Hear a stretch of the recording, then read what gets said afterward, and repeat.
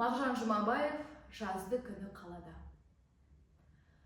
Қала, рас, өнер білім қайнаған жер.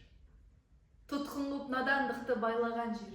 Егілген ескі дөнер ағашының жемісі қызыл гүлі жайнаған жер. Білемін, білсем дағы көне алмаймын.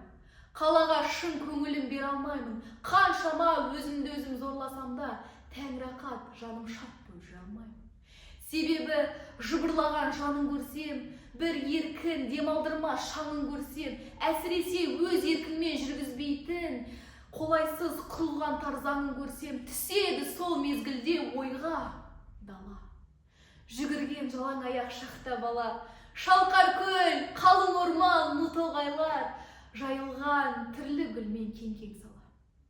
Ушу боп қыбырлаған төрттілік мал, есетін сол түстіктен салқын самал, апырмай, қандай жауыз тағдыр деген, бұйырған тұтқын болды, жатта қамал.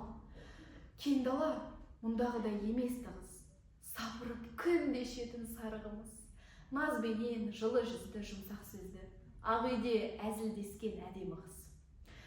Білмеймін, дала естен шығар мекен, даласыз көңіл шіркін тынар мекен, ежелден ескі заңға әдет қылған тар заңды қала жанға ұнар мекен.